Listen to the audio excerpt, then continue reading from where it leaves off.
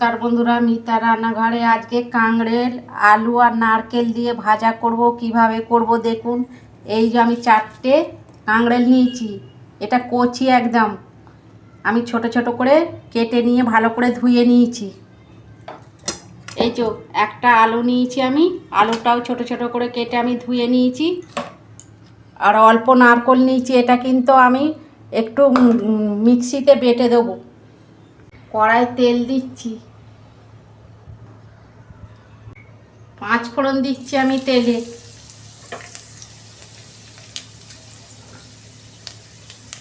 কাঁকড়েলটা আমি ভেজে নিচ্ছি।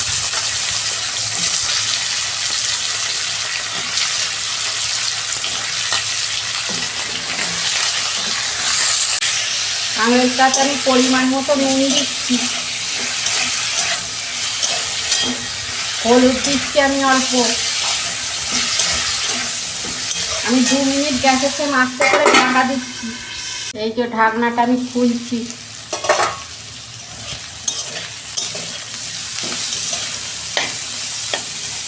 এই যে এবার আলুগুলো দিয়ে দিচ্ছি।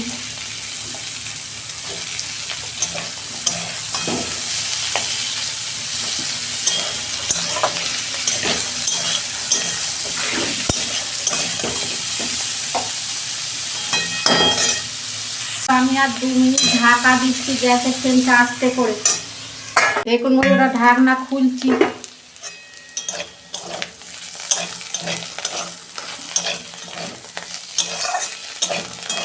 অল্প ঝাল লঙ্কার গুঁড়ো দিচ্ছি, ধনে গুঁড়ো অল্প দিচ্ছি, জিরে গুঁড়ো অল্প দিচ্ছি। এইরকম কাঁকড়েল ভাজা আপনারা করবেন, ডাল আর এইরকম কাঁকড়েল ভাজা গরম ভাতের সঙ্গে খেতে খুব ভালো লাগে।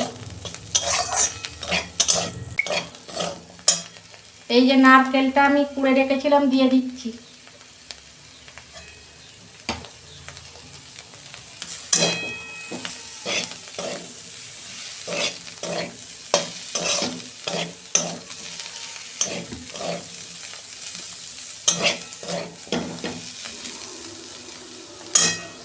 অল্প আমি নুন দিচ্ছি,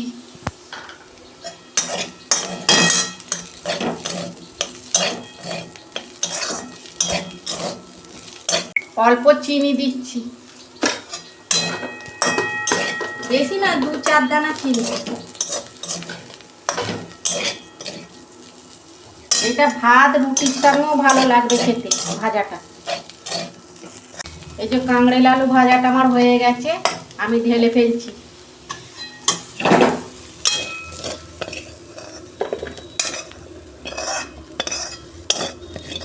দেখুন বন্ধুরা, কাঁকড়েল আলু আর নারকেল ভাজাটা কত সুন্দর হয়েছে। দেখুন, আপনারা এরকম একবার হলেও করবেন আর কমেন্টে লিখবেন।